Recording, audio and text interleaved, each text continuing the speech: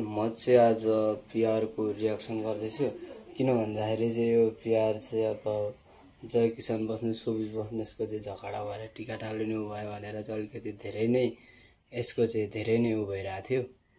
अहिले युट्युबतिर होस् टिकटकतिर होस् जता गयो नि यसकै मात्र चर्चा छ अहिले चाहिँ हैन। तैपनि खैर केही छैन। अनि आज चाहिँ म रियाक्सन गर्दैछु। यो चाहिँ यही आउने शुक्रबार रिलिज हुँदैछ पिआर चाहिँ हैन। अनि हजुरहरुलाई के कस्तो लाग्छ भनिदिनु होला। हजुरहरु कतिको प्रतीक्षामा हुनुहुन्छ शोभित बस्नेतको फिल्म पिआर।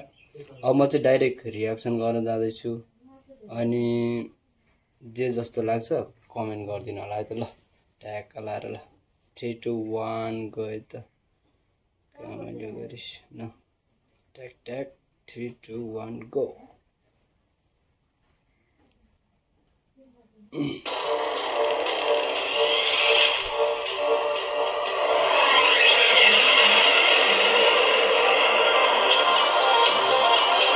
मैले हेरे हैन हेर्दै हेर्दै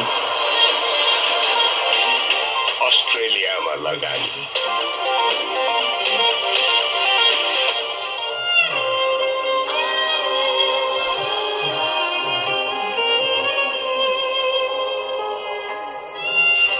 जुटो भएर मबले सपनामा पनि नछुट्ने भयो यार। यो विदेशी विद्यार्थी नभएको भए अस्ट्रेलियाको फोहोर कसले सफा गर्थ्यो होला यार। बाबाले ऋणमा डुबाएर यही गर्न हैन गर्न। नानी बाजे ब्याङ्कको पैसा बुझाउनु पर्छ भन्दै थियो। हुन्छ आमा म मिलाएर पठाइदिन्छु। घर परिवारले नि बुझ्नु पर्यो नि के यहाँ पैसाको बोझ छ र कि त पढ्नु पर्यो कि त कमाउनु पर्यो। वृद्ध भत्ता खाने बेलासम्म पढ्नु परेको छ भिजाको लागि। अब त्यो सर्टिफिकेट लिएर के गर्ने?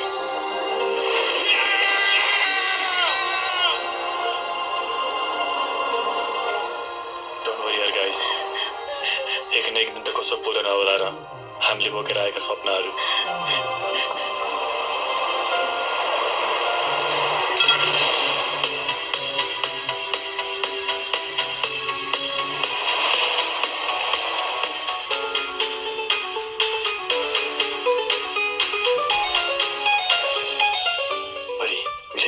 But forever.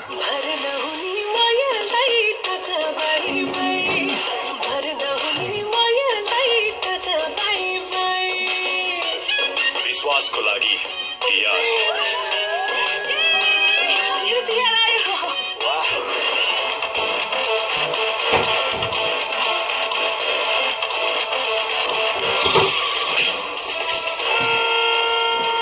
What the hell buddy? तिमी धोका दिन बाहेक अरु केही पनि जानेको छैनौ। गद्दार को लागि प्रतिकार।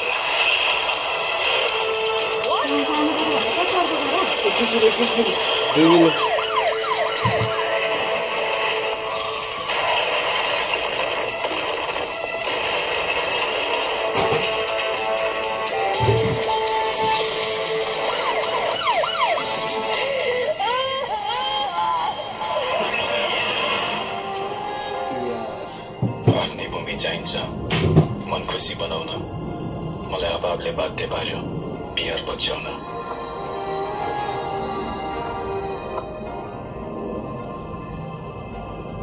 फिल्म चाहिँ यही आउने शुक्रबार रिलिज हुँदैछ। अनि पिआर भन्ने फिल्म अब न्यू सबै न्यू कमर छन् हैन। सबैजना नयाँ नै छन्। हिरो हिरोइनिसदेखि लिएर हरेक नयाँ छन्। अनि त्यही भएर चाहिँ अब के कस्तो हुन्छ थाहा छैन। आइएफ हजुरहरु के कस्तो यसको ट्रेलर हेरेर चाहिँ कस्तो रियाक्सन दिनुहुन्छ कमेन्ट गरिदिनु होला।